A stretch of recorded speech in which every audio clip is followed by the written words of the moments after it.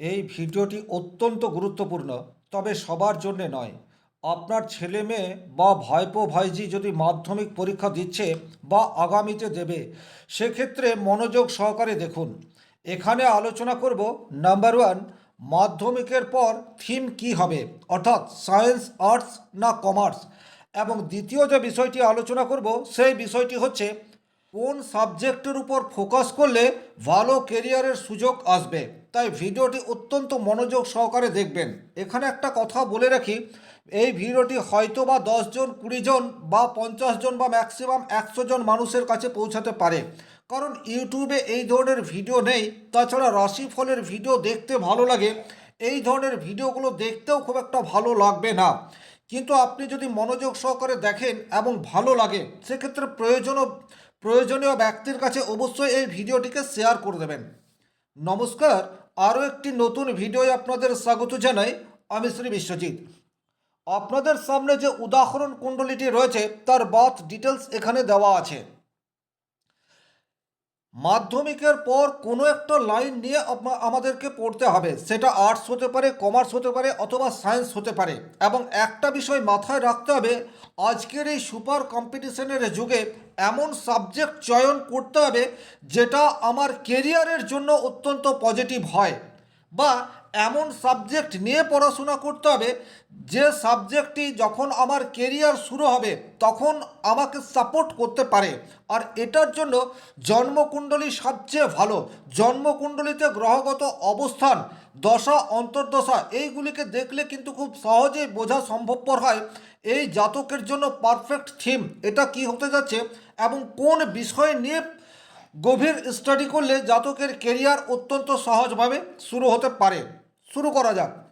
জাতকের লগ্ন হচ্ছে বৃষলগ্ন। বৃষলগ্ন শুক্র প্রভাবিত এবং একটি স্থির লগ্ন, সুতরাং এই জাতকের মধ্যে কিছুটা স্থিরতা, এই বিষয়টি আমরা দেখতে পারি। অত্যন্ত ছটফটে হবে না, শান্ত স্বভাবের বৃষ রাশির মানুষ।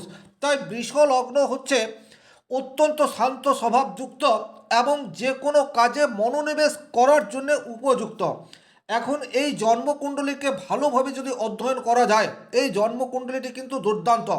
এই জাতক যে অত্যন্ত মেরিটিয়াস বা বুদ্ধিমান, এ বিষয়ে কিন্তু কোনোরূপ ডাউট নেই।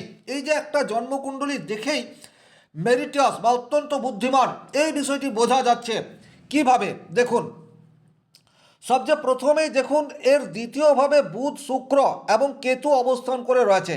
কেতু এখানে নিচস্থ, কিন্তু বুধ এবং শুক্র দ্বিতীয়ভাবে অবস্থান করে রয়েছে মিথুন রাশির ঘরে। এটা কিন্তু খুব ইন্টারেস্ট। এটা একটি রাজযোগের ন্যায় ফল প্রদান করবে। বুধাদিত্য রাজযোগ। বুধাদিত্য রাজযোগ মিথুন রাশি, কন্যা রাশি, সিংহ রাশি অথবা বৃহস্পতির দুটি রাশি অর্থাৎ ধনু এবং মীন, এই ঘরগুলিতে অত্যন্ত পজিটিভ রেজাল্ট দিয়ে থাকে বা অ্যাক্টিভ অবস্থায় থাকে। তাহলে এখানে এই যে যোগটি তৈরি হয়ে রয়েছে, ডেফিনেটলি এটি একটি শিক্ষার জন্য অত্যন্ত পজিটিভ যোগ, এ বিষয়ে কোনোরূপ ডাউট নেই। এর বাইরে আরও একটি অত্যন্ত গুরুত্বপূর্ণ পজিটিভ যোগ এই জন্মকুণ্ডলিতে রয়েছে, সেটি হচ্ছে গজকেশরী যোগ। আপনারা দেখতে পাচ্ছেন বৃহস্পতি এবং চন্দ্র লগ্ন সাপেক্ষে একাদশভাবে গজকেশরী যোগ তৈরি করে রেখেছে। আপনারা প্রত্যেকেই জানেন বৃহস্পতি দেবগুরু এবং শিক্ষার সাথে ওতপ্রোতভাবে জড়িত। জ্ঞানের কারক গ্রহ হচ্ছে বৃহস্পতি। যে কোনো ব্যক্তির জন্মকুণ্ডলিতে বৃহস্পতি যদি বলবান থাকে, সেই ব্যক্তি বুদ্ধিমান হবে, এ বিষয়ে কিন্তু কোনোরূপ ডাউট নেই।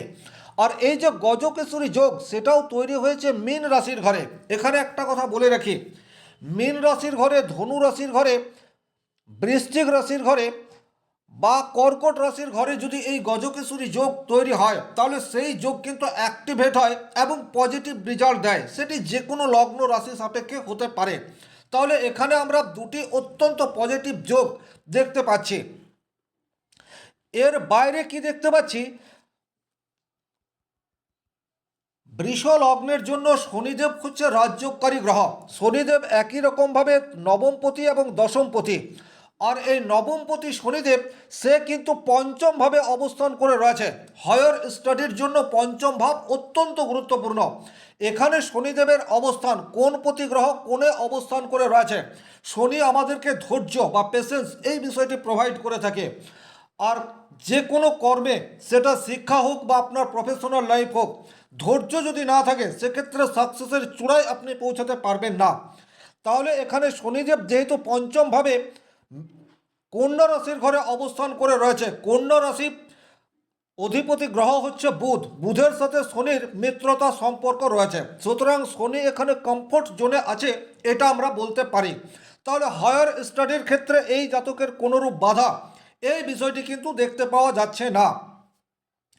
এবারে চতুর্থভাবে এই জাতকের মঙ্গল অবস্থান করে রয়েছে, মঙ্গল চতুর্থভাবে অত্যন্ত শক্তিশালী অবস্থায় রয়েছে। মঙ্গল শক্তিশালী থাকলে জাতকের মধ্যে সাহস, তেজ এবং কনফিডেন্স এই বিষয়টি বুস্ট করে দেয়। সুতরাং এখানে সিংহ রাশির ঘরে মঙ্গল রয়েছে, জাতকের মধ্যে যথেষ্ট মাত্রায় সাহস এবং কনফিডেন্স রয়েছে, এ বিষয়ে কোনোরূপ ডাউট নেই। তাহলে শুধুমাত্র উপরের গ্রহগুলির অবস্থান সাপেক্ষে আমরা বুঝতে পারছি যে এই জাতক অত্যন্ত মেরিটিয়াস বা বুদ্ধিমান, এবং এই জাতক যদি সায়েন্সে যায় বা আর্টসে যায় বা কমার্সে যায়, সেক্ষেত্রে কিন্তু তিনটি থিমের উপর পড়াশোনা করলেই কিন্তু জাতক যে কোনো একটা জায়গায় চূড়ান্ত লেভেলের সাকসেস পাবে, এ বিষয়ে কোনোরূপ ডাউট নেই। প্রচুর এইরূপ মেরিটিয়াস ছেলে মেয়ে রয়েছে যাদের জন্মকুণ্ডলিতে ভালো ভালো যোগ আছে এবং যে কোনো থিমে তারা পারদর্শী। কিন্তু এইরূপ পরিস্থিতিতে আপনাদেরকে খেয়াল রাখতে হবে কোন গ্রহ আপনার কেরিয়ার তৈরিতে সহায়ক, এই বিষয়টি, এবং এই বিষয়টি বুঝতে হলে গ্রহের ডিগ্রি এবং নক্ষত্র এই জায়গাটিকে খুব ভালোভাবে পর্যবেক্ষণ করতে হবে, এবং তারপর দেখতে হবে দশা অন্তর্দশা। অর্থাৎ আপনি যে সাবজেক্ট নিয়ে পড়াশোনা করছেন, আপনার পড়াশোনা কমপ্লিট হওয়ার পর সেই সাবজেক্ট যে গ্রহ রিপ্রেজেন্ট করে, সেই গ্রহের দশা অন্তর্দশা যদি শুরুতেই পেয়ে যান, তাহলে কিন্তু কেরিয়ার অত্যন্ত সহজেই তৈরি হতে পারে। কিন্তু আপনি যে থিম নিয়ে পড়াশোনা করলেন, যে জায়গায় আপনি দুর্দান্ত রেজাল্ট করলেন, কিন্তু দেখা গেল আপনার কেরিয়ার শুরুর সময়ে সেই গ্রহের দশা অন্তর্দশা প্রত্যন্তর্দশা কোনো কিছুই নেই, তখন কিন্তু আপনি যতই মেরিটিয়াস হন না কেন, আপনার যতই ভালো ভালো ডিগ্রি থাক না কেন, কেরিয়ার তৈরির ক্ষেত্রে প্রবলেম বা প্রতিবন্ধকতা আসবে। তাহলে এই যে প্রবলেম, এই প্রবলেমের সলিউশনের জন্য আমাদেরকে গ্রহের ডিগ্রি, নক্ষত্র এবং তারপর দশা অন্তর্দশা এই বিষয়টিকে খুব সূক্ষ্মভাবে দেখার প্রয়োজনীয়তা থাকছে। তাহলে এখন আমরা গ্রহের ডিগ্রিকে দেখব। খুব ভালোভাবে দুটো বিষয়কে খেয়াল রাখুন, এখানে রবি বুধ বুধাদিত্য যোগ দ্বিতীয়ভাবে এবং একাদশভাবে বৃহস্পতি চন্দ্র এই যোগ তৈরি হয়ে রয়েছে। পঞ্চমপতি শনি সে কন্যা রাশির ঘরে আছে, সুতরাং এই যে পজিটিভ গ্রহ, এরা ডিগ্রি কীরকম পেয়েছে, কোন গ্রহের নক্ষত্রে রয়েছে, এটা বলবে আমাদের থিম সঠিকভাবে কোন থিমে গেলে এই জাতক পারফেক্ট সাকসেস পেতে পারে। এখানে আপনারা পরিষ্কার দেখতে পাচ্ছেন লগ্ন 24°38' লগ্ন রয়েছে।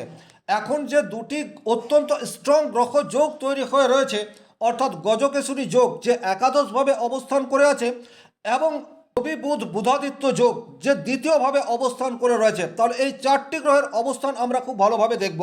রবিকে আপনারা দেখতে পাচ্ছেন 17°তে আদ্রা নক্ষত্রে রয়েছে, অর্থাৎ রাহুর নক্ষত্রে রয়েছে, এবং রাহু জন্মকুণ্ডলিতে নিচস্থ। এবারে আমরা বুধকে দেখব। বুধ কিন্তু স্বক্ষেত্রে হয়ে 24°তে আছে, এবং বৃহস্পতির নক্ষত্রে অর্থাৎ পুনর্বসু নক্ষত্রে রয়েছে বুধ। সুতরাং এখানে বর্তমানে বুধ অনেক বেশি অ্যাক্টিভ, এটা কিন্তু আমরা দেখতে পাচ্ছি।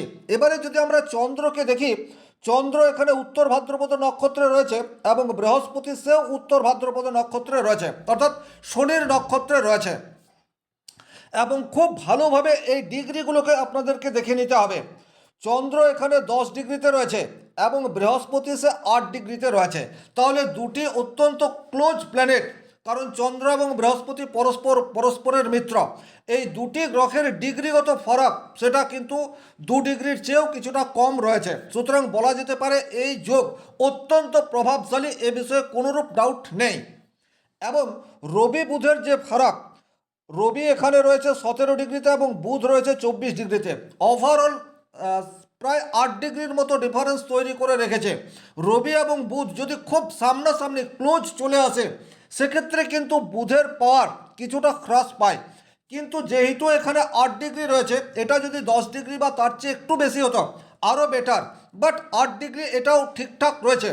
এখানে কিন্তু কম্বাস্ট বলা যাবে না। তাহলে এই যে 4টি প্রধান গ্রহ যারা যোগ তৈরি করে রেখেছে, এই গ্রহগুলি কিন্তু অত্যন্ত ক্লোজলি রয়েছে। সুতরাং এখানে জাতক পজিটিভ রেজাল্ট এটি পেতে পারে। লগ্নের অধিপতি গ্রহ হচ্ছে শুক্র। এই শুক্রকে যদি আপনারা দেখেন তাহলে কিন্তু অশ্লেষা নক্ষত্রে রয়েছে এবং 28 ডিগ্রিতে আছে। এটা কিন্তু খুব গুরুত্বপূর্ণ। অশ্লেষা নক্ষত্র বুধের নক্ষত্র। তাহলে আমরা অবশ্যম্ভাবী বলতে পারি যে এই জাতকের শিক্ষা, এই সম্পূর্ণ বিষয়টাকে বুধ নিয়ন্ত্রণ করবে। তার কারণ হচ্ছে বর্তমান সময়ে বুধের দশা, এই বিষয়টি রয়েছে। তাছাড়া লগ্নপতি সে বুধের নক্ষত্রে আছে এবং পঞ্চমভাবে শনিদেব অবস্থান করছে কন্যা রাশিতে, অর্থাৎ বুধের ঘরে। সুতরাং আমরা ডেফিনেটলি বলতে পারি যে এই জাতকের শিক্ষা সেটি বুধের উপর অনেকাংশে নির্ভর করছে। এবারে আমরা যে বিষয়টিকে দেখব থিম নির্বাচন করার ক্ষেত্রে, সেটি বুধ সায়েন্সের জন্যও অত্যন্ত গুরুত্বপূর্ণ গ্রহ এবং কমার্সের জন্যও অত্যন্ত গুরুত্বপূর্ণ গ্রহ। তবে এখানে সায়েন্স অপেক্ষা যদি কমার্স নিয়ে পড়াশোনা করে সেক্ষেত্রে কিন্তু কেরিয়ার তৈরির ক্ষেত্রে পজিটিভ রেজাল্ট আসার সম্ভাবনা অনেক বেশি তৈরি হয়ে রয়েছে। তাহলে সায়েন্স বাদ দিয়ে কমার্স কেন? এর উত্তর কিন্তু আমরা দশা অন্তর্দশার মধ্যেই পেয়ে যাব।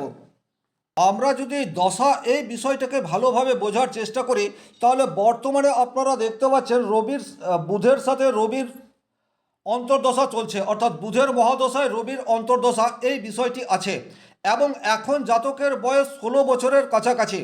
আমরা ধরে নিতেই পারি যে এই জাতকের কেরিয়ার 2031 সালের পর শুরু হবে, অর্থাৎ বুধের মহাদশায় রাহুর অন্তর্দশা, এই সময়সীমা পর্যন্ত জাতক স্টাডির মধ্যেই থাকবে। এরপর বুধের মহাদশায় বৃহস্পতির অন্তর্দশা, যেটি 2034 সাল পর্যন্ত থাকবে এবং তারপর বুধের মহাদশায় শনির অন্তর্দশা এটি আসবে। তাহলে আমরা অবশ্যই বলতে পারি বুধের মহাদশায় বৃহস্পতির অন্তর্দশা অথবা বুধের মহাদশায় শনির অন্তর্দশা, এই পিরিয়ডের মধ্যে জাতকের কেরিয়ার শুরু হবে। তাহলে এমন কোনো সাবজেক্ট নিয়ে পড়াশোনা করলে কেরিয়ার গ্রোথ সেটা ভালো হবে, সেটা হচ্ছে বুধ শনি বা বুধ বৃহস্পতি দুটি গ্রহ একসাথে সেই সাবজেক্টকে সাপোর্ট করে, এইরূপ সাবজেক্ট নিয়ে পড়াশোনা করলে কেরিয়ার তৈরি করতে অনেক সুবিধা হবে। আর এটার জন্য কমার্স হচ্ছে এক সাবজেক্ট, যে সাবজেক্ট বুধ শনি বুধ বৃহস্পতি এই সমস্ত গ্রহের ভাইব্রেশন বা পজিটিভিটি কমার্স এই সাবজেক্টের মধ্যে রয়েছে। তাহলে আমরা ইকোনমিক্স এই বিষয়টির মধ্যে চলে যাব। থিম হচ্ছে কমার্স এবং মেন সাবজেক্ট হচ্ছে ইকোনমিক্স।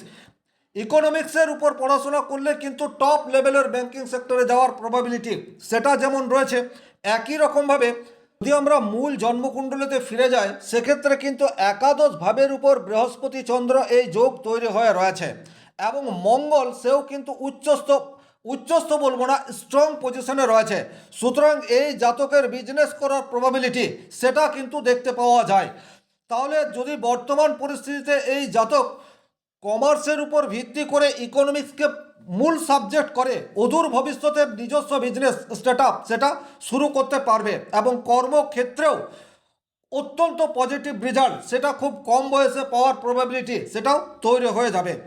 ভিডিওটি যারা শেষ পর্যন্ত দেখলেন তাদেরকে অসংখ্য ধন্যবাদ। ভালো লাগলে অবশ্যই লাইক করবেন, চ্যানেলে নতুন হয়ে থাকলে সাবস্ক্রাইব করে পাশে থাকা অল নোটিফিকেশন বেল আইকনটি প্রেস করে দেবেন আর বেশি বেশি করে প্রয়োজনীয় মানুষের কাছে শেয়ার করে দেবেন। ব্যক্তিগতভাবে নিজের জন্মকুণ্ডলী বিচার করতে চাইলে স্ক্রিনে দেওয়া নাম্বারটি সংগ্রহ করে যোগাযোগ করতে পারেন। ভালো থাকুন, সুস্থ থাকুন, ধন্যবাদ।